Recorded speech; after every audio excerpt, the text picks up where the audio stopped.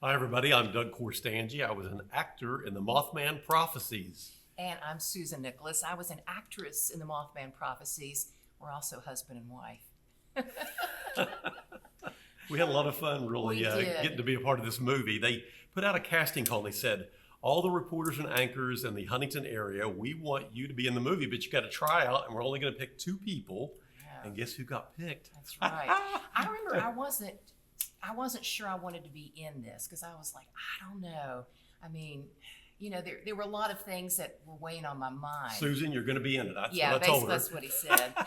And so we went put it all into this audition tape that we put together.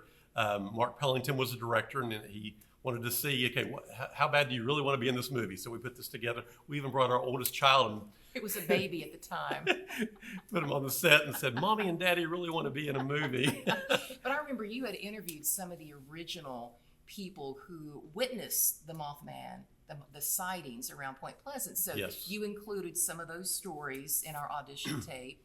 And we kind of set it up where I was anchoring and tossing to you on location. We went way out on our audition. And a funny thing about the audition tape, we even kept some bloopers in there because you were out on location. And the wind blew my script out of my hand, and I was chasing it down the hill, and so we even left that in there. And so he liked that part of it. But That must have caught Mark's attention. so once they said, yes, you're in the movie, we got invited to go to Pittsburgh where they shot the movie. And it was all, most of it was filmed inside of a warehouse. They had different scenes in there. And then a town called Katanning, Pennsylvania doubled as Point Pleasant in the movie. And we got to drive Right. up there. That was really interesting because it was from the outside, nobody knew what was going on indoors in those rooms. And it was just like an empty warehouse. And they had transformed it in, various rooms were turned into places and settings that you would see in the actual movie. We even saw a room that had the storyboard, the vision of how the movie would be shot, and we saw various things that would be used in the film. We got to go watch Richard Gere film a scene. That was so exciting. I remember we had to be really quiet. Didn't we go up on an They elevator? told us to be really quiet, but Well, Susan kept talking Yes. on the set because she was so excited. And the gig was up. They came over and said, Richard Gere's being distracted by all the conversation over here. You're all going to have to leave. So we got to spend a brief amount of time on the set. And it Yes. was neat to see Richard Gere on the set. They were filming a real serious scene. It was but a hospital scene, so that's what we were watching at that point.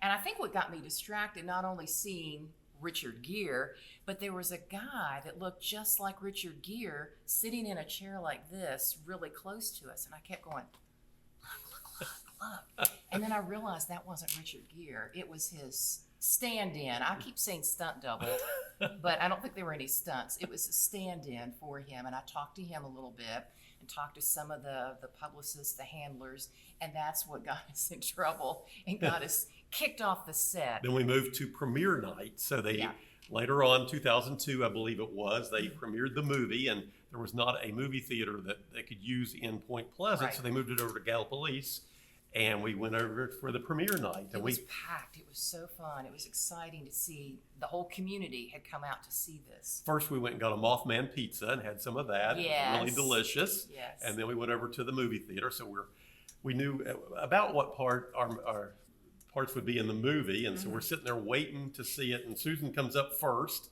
Yeah, I could hear my voice, so I knew it was my scene. Right when I'm on camera, big screen here, 2 people get up right in front of me and walk. So I saw myself through someone's armpit when they're walking to go either to the bathroom or to get popcorn. That was my first time to see the movie. That's how it turned out. But we have seen it multiple times since then. So I'm hoping when we watch it at Foundry Theater, no one gets up and walks in front of me to go get popcorn. We weren't, the stars of the movie.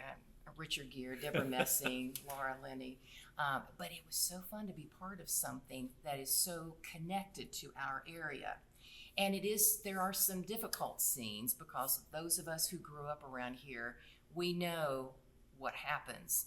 And it's very difficult to watch, the bridge scene.